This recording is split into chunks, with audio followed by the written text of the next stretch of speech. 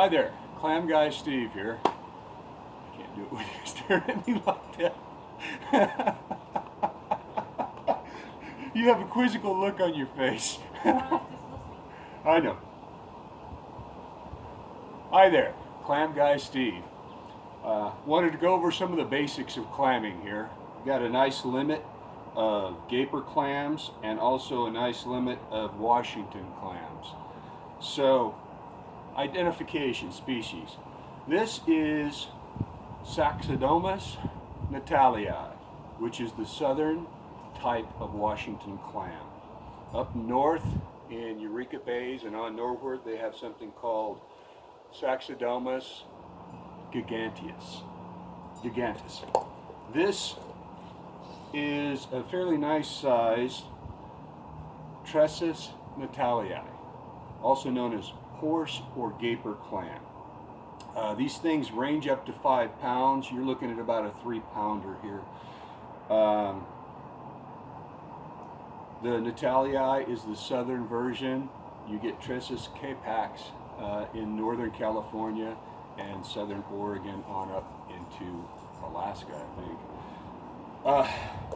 So a lot of people ask what's the best way to get big clams. First and foremost, you have to have the right equipment. Personally, I like a good shovel that has double brads and a longer receiver. Razorback style is really good. I prefer a wooden handle because it's a little bit lighter. This is a flat-bladed shovel.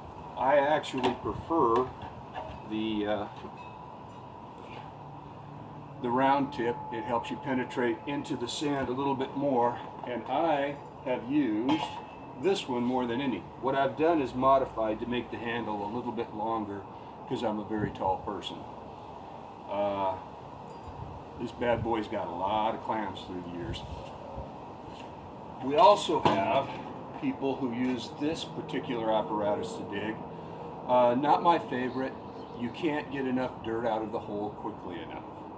So I recommend using a full-size shovel and making as narrow a hole as possible. Bucket. You want to have a brightly visible bucket that's large enough to hold your entire catch. This bucket is just big enough to hold the entire catch. Slurp gun. Clam gun.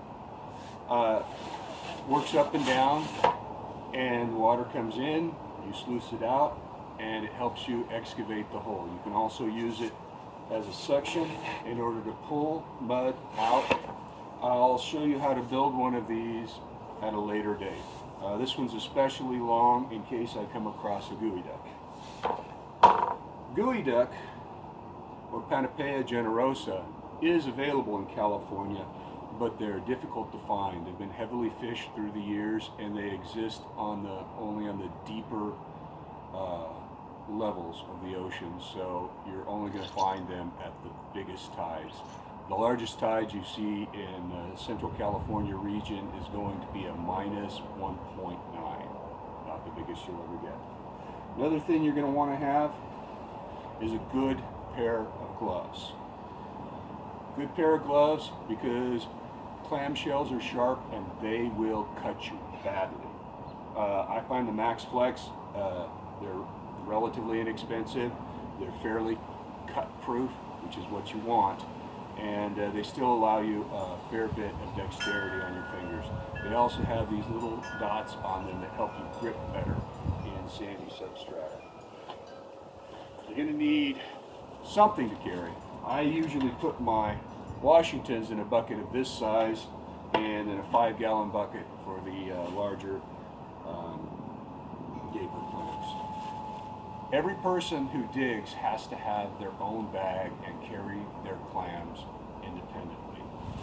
In California, the limit on the gaper clams is 10. The limit on the Washington clams is also 10. You can have up to 50 clams in aggregate. So you can have 10 gaper, 10 Washington, and 35 of another species, steamers, cockles, little neck, whichever type you choose to do. These are the only ones I got because I've got about 20 pounds of clams here. And that's more than enough for an average day.